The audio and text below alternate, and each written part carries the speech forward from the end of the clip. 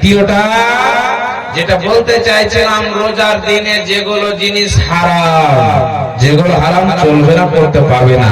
যেটা যেমন আপনার নিজের হালাল স্ত্রী আপনার জন্য হারাম, দিনের বেলায় আপনি মিলামেশা করতে পারবেন না।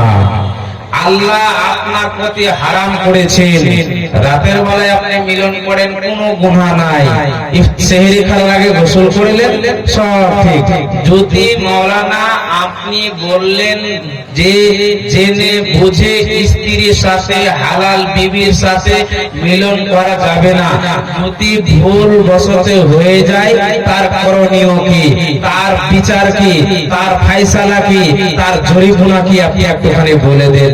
আপনি জরিমানাটা আপনাকে বোঝাচ্ছি, মা ভাইয়া বাজার ভালো করে শুনেন, যারা যুবক যুবতীরা ভালো করে শুনেন। দিনের বেলায় রোজা রাখা অবস্থায় কেউ যদি মিলন স্ত্রীর স্বামীটা করে, তাদেরকে জরিমানা দিতে হবে কি আল্লাহ বলছেন, আমার কথা নাই, আপনি ভালো করে শুনে আজকে আমল করলেন। আল্লাহ তাবারাক ওয়া তাআলা স্পষ্ট ভাবে সূরা মুজাদালাতে বলছেন, শুনেন। বিসমিল্লাহির রাহমানির রহিম। ফামান লাম ইয়াজিদ ফাসিয়ামু শাহরাইনি মুতাতাবিআইনি মিন ক্বাবলি আইয়াতামাসসা। ফামান লাম ইস্তাতি ফাইতামু সিত্তিনা মিসকিনা। মহান আল্লাহ বলেন, এ আমার ছাপটোলা গ্রামের বান্দা বান্দিরা শোনো, আমি আল্লাহ তা মহান রব্বুল আলামিন বলছে, বান্দারা শুনে নাও, বান্দিরা তোমরা জেনে নাও, কথাগুলো বুঝে নাও, কথাগুলো শুনে নাও, কথাগুলো ভালো করে বেনে তুলে নাও। যেটা তোমার এই রমজান মাস, পবিত্র মাস, বরকতের মাস, এক মাস আমি আল্লাহ তোমাদের প্রতি এই রমজান মাসে রোজাকে ফরজ করেছে। বান্দারে, আমার বান্দারা শোনো, এই দিনে তোমার হালাল বিবি তোমার জন্য দিনের বেলায় হারাম। খবরদার তোমরা কেউ বিবির পাশে গিয়ে তোমরা রোজার দিনে তোমরা কেউ ভালো মতো কথা বলবে না, চেষ্টা করবে বিবির পাশ থেকে আমরা দূরে সরে থাকবো। কেন কেন কেন যে আমাদের যদি অল্প পাল্ট হয়ে যায়, আমাদের যদি মিলন হয়ে যায়, আল্লাহ তাবারাক ওয়া তাআলা হালাল বিবিকে আমাদের প্রতি হারাম করে দেবে।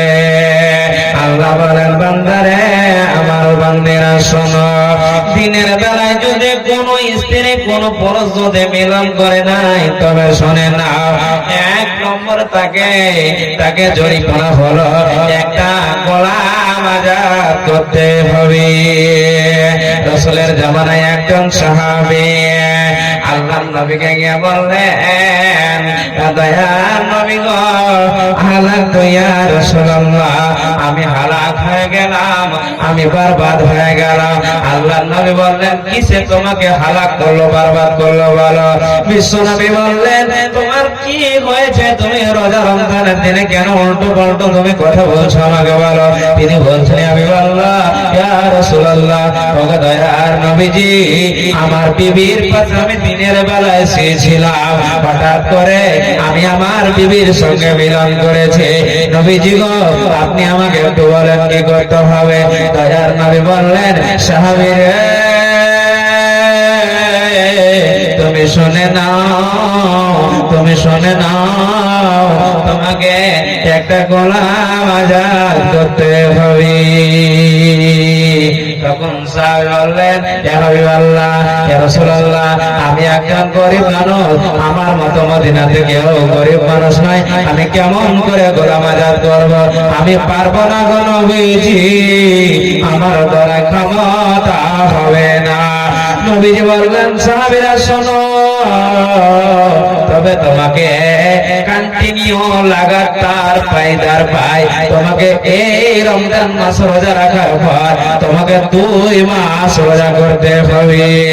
তখন বললেন, ইয়া হাবিবাল্লাহ, ইয়া রাসূলুল্লাহ, ধরাই আমার সম্ভব নাই, 1 মাস রোজা রাখতে গিয়ে আমার এই অবস্থা, আমি বিবির সঙ্গে মিলন হয়েছে, আমি দ্বিতীয় মাস 2 মাস আমি রোজা রাখবো রাখতে পারবো না।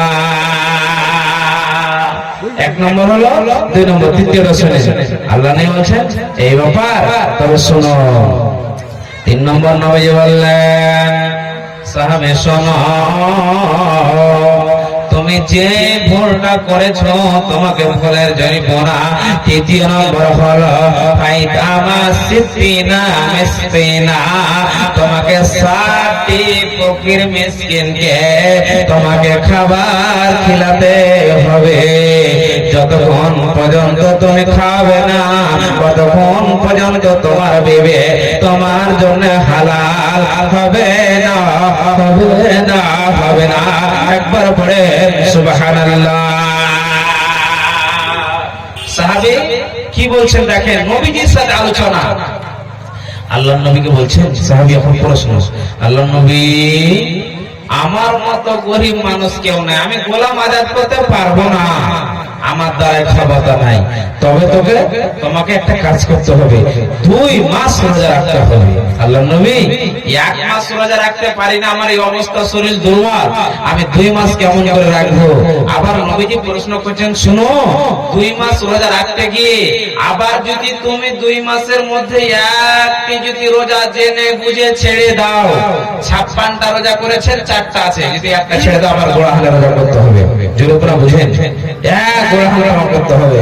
কত বড় আল্লাহ তোমার প্রতি আমার প্রতি জোরে গুনাহ। সচেতন যুবক সাবধান হয়ে যান। আজকে রমজান মাস, আজকে বলে যাচ্ছি খুব গুরুত্বপূর্ণ কথা, ভাইজান বুঝেন, একটা রোজার মধ্যে ছেড়ে দিলে গোড়া থেকে করতে হবে।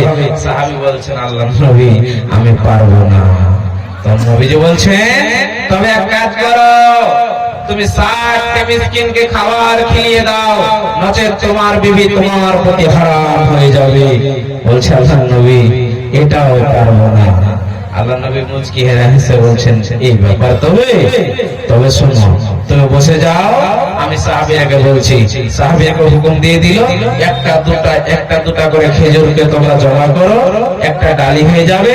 আমি সাহাবীকে ব্যবস্থা করে দিতে বলবো, একটা দুটা করে মদিনাতে খেজুর জমা করে সাহাবীকে বললেন, এই নিয়ে যাও, মাথায় মদিনাতে যারা ফকির মিসকিন আছে তাদেরকে দিয়ে দাও।